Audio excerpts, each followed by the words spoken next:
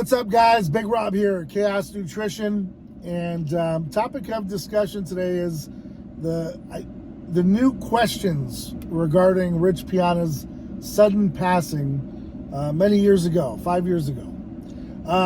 After watching John Bravo's video yesterday, shout out to John, great video as always. I have a few takeaways, and then I watched RX Muscle's interview with Ryan Piana, the half-brother of Rich Piana, and I have some takeaways from that video as well. Now, to start off the video, I make this video in good taste, with no disrespect to anyone involved, to any of the parties involved. I do understand that, you know, the family and many others want Rich to just rest in peace and for this to just go away and let it be.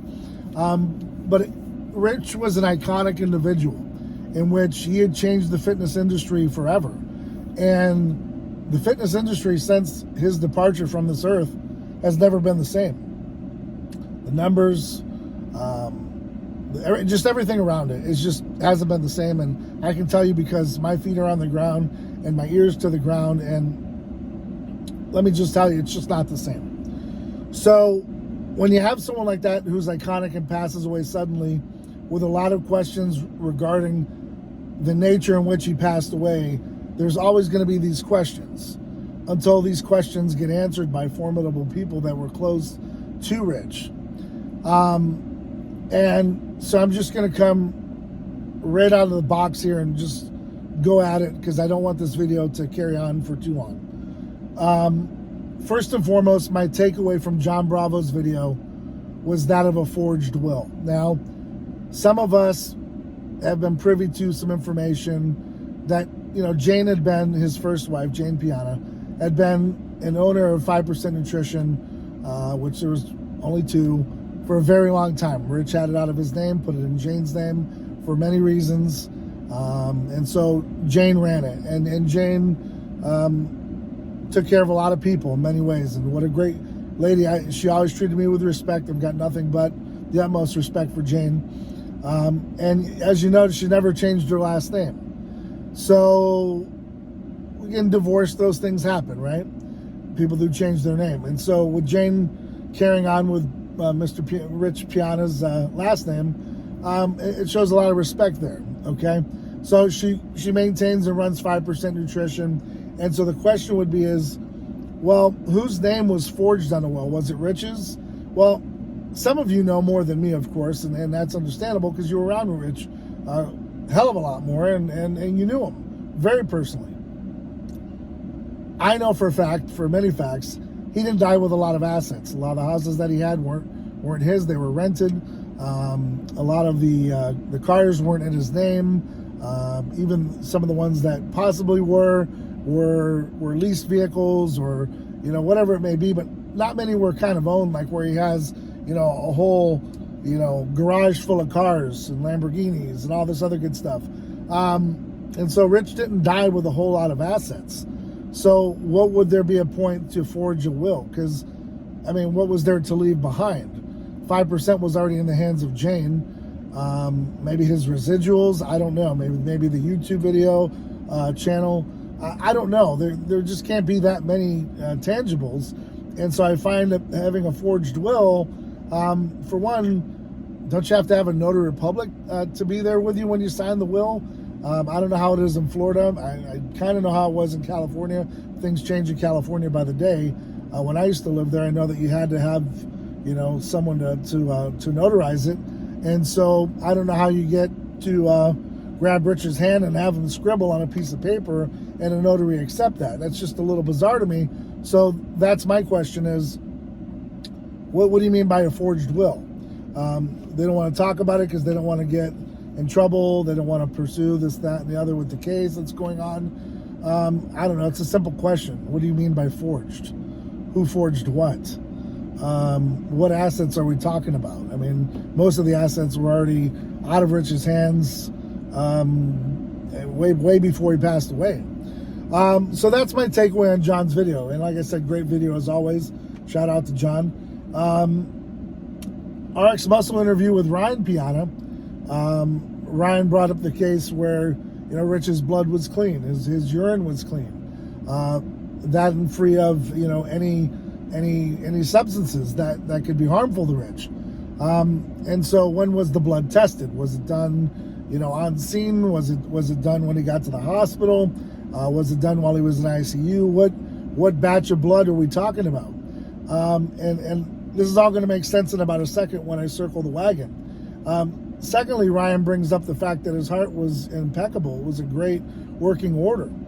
And so with that being said, you have a 47-year-old man who's presumably standing at a sink dyeing his hair, according to witnesses thereof, and has a medical emergency, falls back, hits his head, loses consciousness, ends up in ICU, and a few days later passes away and succumbs to this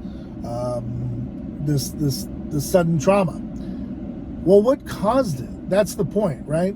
So we're looking for the malfunction, and that's where the question comes. If your heart's in great working order, we can rule out heart attack, correct?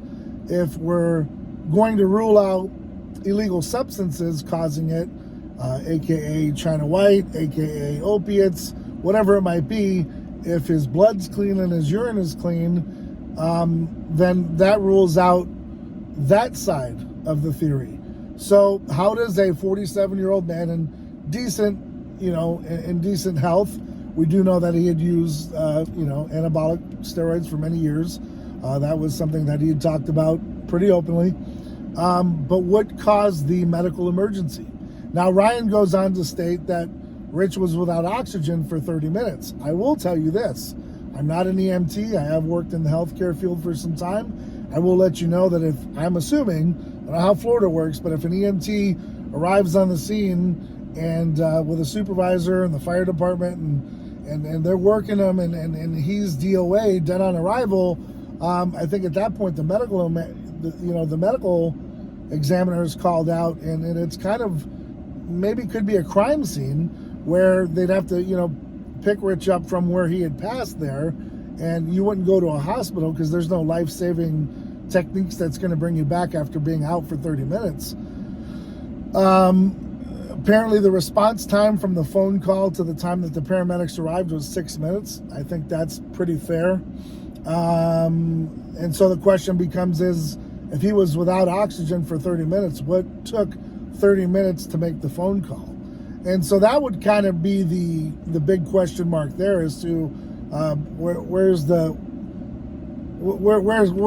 coming from? Where how do we know that? Is it in the autopsy? Where is it? So just a lot of open-end questions. And these are some of the questions that I had from the beginning, because like I said, when you tell me that a grown man is just going to, pass out, hit his head, and then succumb to hitting his head a couple days later in ICU, I still have the question of, well, what caused him to lose consciousness? Okay? So, again, respectfully, just asking these questions because, as you can tell, they just don't add up. Okay? And so, yes, there could be an ongoing investigation. Who's doing the investigation? I'm not sure. Having been a private investigator in a previous time in my life, I will tell you this sounds like a pretty easy case to solve. This doesn't sound like an unsolved mystery that should go on for the next 2 decades. If it is the state or local investigators working for the police department and such, I'm pretty sure they want this off their rolls and they want to rule out and rule in whatever they need to do really quickly. I don't think it would be an investigation of 5 years. I would also say that if it is a private investigator working on the case and it's taken 5 years to get to where they are, fire him and find him or her and find someone more suitable that can figure these clues out a little faster. There's already been an autopsy. Like I said, closure comes from doing a great investigation and doing it quick and thorough. And at this point, it doesn't sound like any of that's happened. And so, being, someone that really loved Rich when he was alive and pushed his product for him and really, took in everything that he did. I mean, hell, I even have a 5% tat on me. It's coming from a caring side to know, where's the closure? And a lot of people like to say, well, just let it alone, man. Don't worry about it. Don't ask those questions. Just let it go. And it's just a puzzling thing because, again, others are talking about it, like a John Bravo and RX Muscle, and of course his half brother. So while people are still talking about it, I think it's fair we can ask questions, and that's all we're doing, and we're doing it respectfully. And this is what I do. I always ask questions, no matter whether it's your government, no matter whatever aspect in your life. You should always ask questions. You should always wonder why. You should always have that in the back of your head, the who, what, when, where, why, and how. In every aspect of your life. For me, it's fun to do it. For me, it's something I enjoy. So those are the questions that I have, and I think a lot of people are thinking the same way. Whether you get closure or not, maybe never. But it would be nice to just kind of put it to rest, let Rich rest where it is. And like I said, I don't think if anything illicit caused Rich's death would put a damper or tarnish his name in any way. Everyone really cared about Rich for who he was. Mistakes happen, things happen. You're not going to ruin his reputation or who he was, because Rich was hardcore, and no one would expect any less. He was a rock star. He climbed that ladder of success very quickly after a short amount of time, where he finally got the idea and left Mutant and really kicked off a storm, and took the industry by storm. And it's just pretty sad, because what would have become of it would have been just amazing to see. So questions, and that's all they are. And it comes from a good place.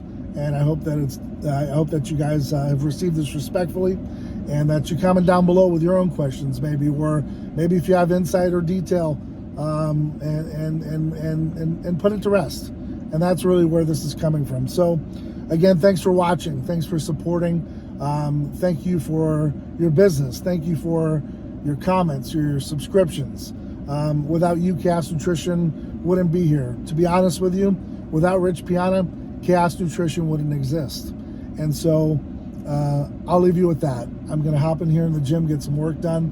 And like I said, if you haven't already subscribed and you're interested in what you've seen today, please subscribe. It goes a long way.